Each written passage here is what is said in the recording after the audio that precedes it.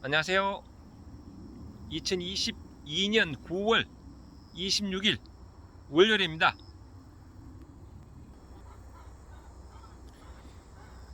퇴근 후 잠시 농장을 둘러보러 왔습니다. 오늘은 노을이 참 예쁘네요. 오늘 드릴 말씀은 최근 계속 연재로 제가 영상을 업로드하고 있는데 배추 이야기입니다. 계속 배추 이야기 계속 영상 업로드 하는데, 오늘 드릴 말씀은 이제 우리가 배추가 뭐 밑거름도 있고 웃거름도 있고, 또 일정 시기 지나면 이제 뭐 복잡해서 뭐 사종복비로 연면시비도 해서 이렇게 비료분을 조금씩 계속 추가로 그래 주고 있는데, 그 밑거름은 몰라도 웃거름으로 해서는 안 되는 비료, 이런 이야기 한번 해보도록 하겠습니다. 왜냐하면 집집마다 비료가 조금씩 아마 있을 거예요. 그러다 보면 다 같은 복합이라고 그냥 아무거나 주면 안 되겠나 라는 생각으로 이제 비료를 하게 되면 의외로 기대한 만큼 기대 효과를 못 받는 경우가 있습니다. 웃거름이라고 하는 것은 이제 부족된 비료를 빨리 보충해서 체력을 회복하는 거거든요. 예를 들어서 마라톤 선수가 42.195km 완주를 하기 위해서 중간중간 마시는 그런 그 물이라든지 이렇게처럼 빨리 흡수해 가지고 그 생육에 도움이 주는 것이 이제 웃거름인데, 해서 안 되는 비료 제가 한번 짚어드리겠습니다. 최근에 이제 비료가 보면요, 이제 그 뭐 수질 환경 개선, 비료 절감 효과, 그리고 갑자기 비료가 녹아서 이제 비료 창의를 받는 것을 극복하기 위해서 만들어 놓은 것이 뭐가 있는가 하면 완효성 비료라고 있습니다. 완효성 비료. 완효성 비료는 배추 같은 경우에 뭐 밑거름은 가능합니다. 하지만 밑거름도 한번 생각을 해볼 문제가 있어요. 뭐 제주도처럼 이제 배추를 키우고 이제 육지의 것 대부분 소진되고 난 다음에 겨울철에 출하하는 거의 저장성 배추처럼 그렇게 출하하는 그런 경우는 이해가지만은, 생육기간이 짧은 그런 이제 배추 같은 경우는 초기에 비료빨이 떨어지기 때문에 그때는 다른 걸로, 물론 이제 웃거름 하기 때문에 밑거름은 가능하겠고, 이제 웃거름 같은 경우는 빨리 소화가 돼야 되거든요. 좀 물에 잘 녹아서 그 하루부터 시작해서 뭐 길게는 열흘 내외에 적극적인 그런 비료 효과를 봐야 되는데, 그럼에도 불구하고 그냥 아무거나 한다는 생각을 해가지고 이제 그런 완효성 비료 했을 경우에 이제 이야기가 달라집니다. 참고로 완효성 비료가 뭔가는 이야기 말씀드리면요, 그 완효성 비료는요 좀 비료 효과를 좀 천천히 그런 내게에서 그래 만든 비료입니다. 그 비료 성분의 유실이 좀 적어가지고 뭐 비료 효율을 좀 더 높일 수 있는 그런 장점이 있고, 또 한 번 시비로 또 충분하니까 또 길게 추가 시비 없이, 즉 그 웃거름하는 그런 노력을 절감하기 위해서 만든 비료인데, 주로 이제 수두작, 과수, 원해 이런 데 사용을 합니다. 특히 이제 수두작은 인력을 줄이기 위해서 이항기로 척조 시비를 한다든지 이제 그렇게 활용을 하는데, 이제 배추 같은 경우에 이것을 이제 집에 있는 비료라고 웃거름을 했다. 그렇게 되면 이게 코팅이 돼 있어요. 뭐 이제 완효성 비료는 두 가지가 있는데, 그 코팅형이 있고요, 즉 피복형이 있고, 그리고 또 그 반응형 그런 게 있습니다. 즉 뭐 효소라든지 물의 반응, 가수분해가 서서히 녹는 그런 그 스타일이 있어요.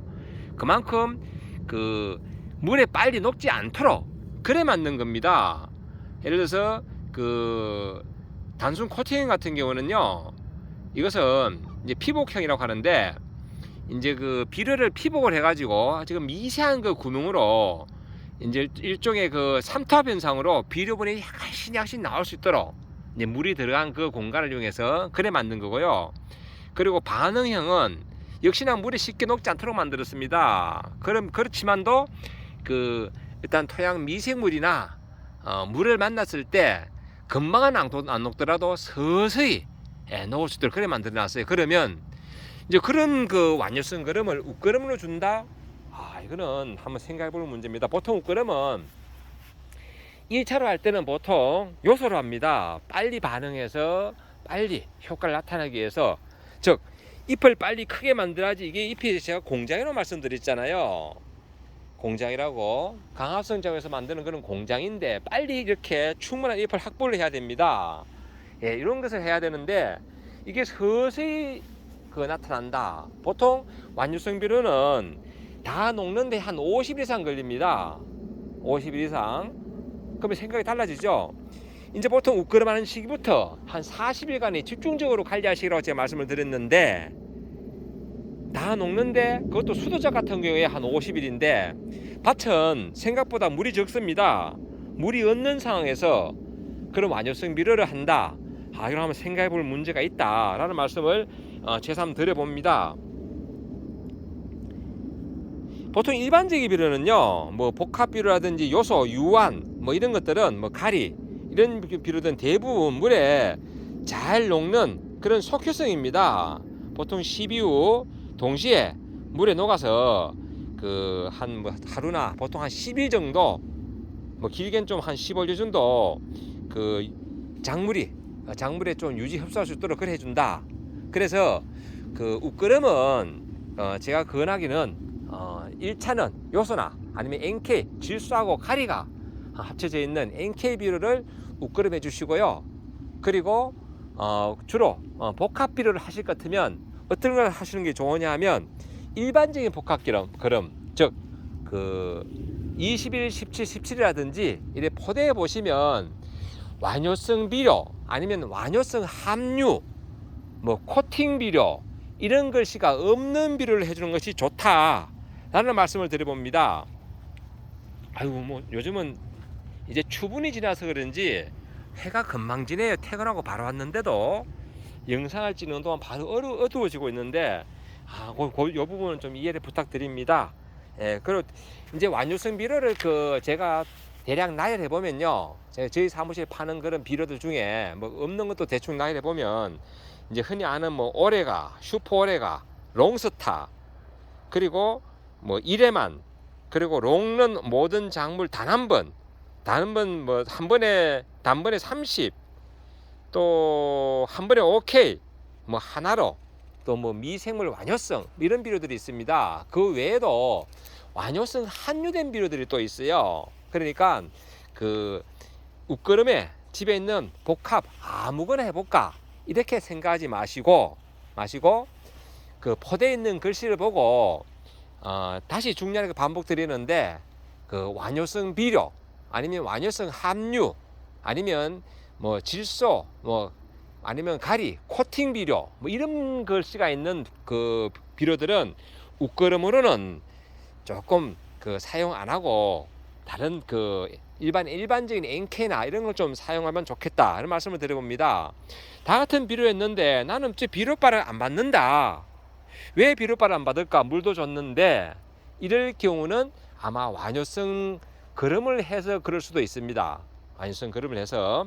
대신에 또 그런 완효성 거름은 서서히 놓으니까요, 빨리 놓아서 뿌리에 장애를 주는 그런 피해는 또 막아줄 수 있습니다. 그래서 또 여기서 잘 활용하면요, 완효성 비료하고 일반 비료하고 좀 혼합해서 또 뿌려주시면 비료가 또 길게 갈 수도 있으니까요, 빨리 효과를 보면서 또 완효성 비료는 서서히 녹기 때문에 길게 갈 수도 있다. 그렇기 때문에 이제 이런 부분 한번 잘 응용하시는 것도 좋은 방법이라고 생각해 봅니다. 그래서 오늘은 이렇게 제가 밭에 한 바퀴 둘러보러 오면서, 제가 또 어제 약을 쳤는데 별 이상이 없는 한번 보러 왔습니다. 약은 지난번 쳤던 것과 동일한 약이기 때문에 제가 그 부분에 대해서는 별도로 보여드리지 않겠습니다. 그리고 제가 찍은 영상 중에 배추, 당근 등 여건 치료 재생 목록에 대략 한 30개 이상의 영상이 있습니다. 간혹 댓글에 보면 제가 영상으로 설명한 부분들도 질문하신 분들 계신데, 한 번씩 시간 될 때 재생 목록에 있는 다른 그런 영상도 한번 보시고 영농에 도움이 되셨으면 합니다. 그리고 궁금하신 거 있으면 배추 외에 다른 것도 좋으니까 제가 농협에서 지금 34년째 지금 그 조합원 상담, 영농 지도, 그리고 이런 그 병해충 상담, 그리고 농약 처방 이런 것을 하고 있습니다. 하고 있기 때문에 제가 그 부분에 대해서 제가 도움이 될 수 있는 것은 최대한 답글을 드릴 테니까 영농에 궁금한 것, 그리고 재배하는데 궁금한 것, 특히 농사 처음 짓는 분들은요, 사실은 비료란 말 자체도 되게 낯설거든요. 그렇기 때문에 질문하시면 제가 답글을 드리겠습니다. 예, 오늘 이렇게 제가 오늘도 배추 이야기, 특히 웃거름에 사용을 하지 않았으면 좋겠다는 그런 부분들 제가 말씀드려봤습니다.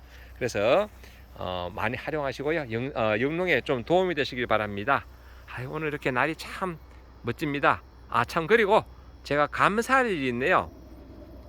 제가 그 작년 6월 중순에 제가 유튜브를 업로드를 처음 시작했는데 오늘 보니까 구독자가 10,000명이 되었습니다. 만 명이 넘어섰는데, 제가 저 부끄러움을 많이 타기 때문에 제가 영상에 뭐 구독 눌러주세요, 뭐 좋아요 눌러주세요 이런 말 제가 안 하거든요. 그런 말 못 합니다. 하지만 좋아요 잘 눌러주시고 또 구독 이렇게 많은 분들이 구독해 주셔서 감사합니다. 이 자리 빌어서 제가 감사하다는 말씀을 드려봅니다. 고맙습니다. 오늘도 이 영상을 보시는 모든 분들의 하루하루가 늘 행복했으면 좋겠습니다. 감사합니다. 그리고 다음에는 제가 요즘 그 달팽이 다들 고민 많으시죠? 제가 달팽이 이야기 한번 해드리도록 하겠습니다. 지금 여기 달팽이가 없는데 저도 연구 중입니다. 이게 지금 제가 친 농약 때문일까, 아니면 그 농약에 있는 기피 효과 때문일까, 지금 이것을 제가 나름대로 지금 연구 중입니다. 이 부분에 대해서는 별도로 제가 달팽이 이야기 한번 영상 업로드 해드리도록 하겠습니다. 뭐 일부는 뭐 커피가 좋다, 아니면 막걸리가 좋다 하는데요, 커피 막걸리 사람이 먹어도 안 죽습니다. 달팽이 안 죽어요. 그래서 제가 지난번 그 한 분이 질문하셨길래 달팽이는 달팽이 전문약재, 유인하는 그 전문약재 사용하시라고 제가 말씀을 드렸는데, 저는 지금 유인약재 사용 안 하고도 지금 현재 상태가 좋습니다. 그래서 제가 달팽이 부분 한번 제가 나름대로 좀 고민하고 연구하고 있는 부분인데, 이 부분도 한번 영상을 업로드 해가지고 제가 한번 올려드리도록 하겠습니다. 예, 오늘 여기까지 영상 찍고 마무리하겠습니다. 제가 찍느라고 이렇게 울타리망을 내렸기 때문에 한번 올리고, 지난번에 말씀드렸죠, 울타리망은 이렇게 전 이렇게 한다, 이렇게 커튼 핀처럼 만들어 가지고 이렇게 파이프에 꼽아 가지고 이렇게 살짝 걸면 울타리망 쉽게 치는 방법입니다. 요거 영상 안 보신 분들 다시 한번 설명드리고요, 여기까지 하겠습니다. 감사합니다.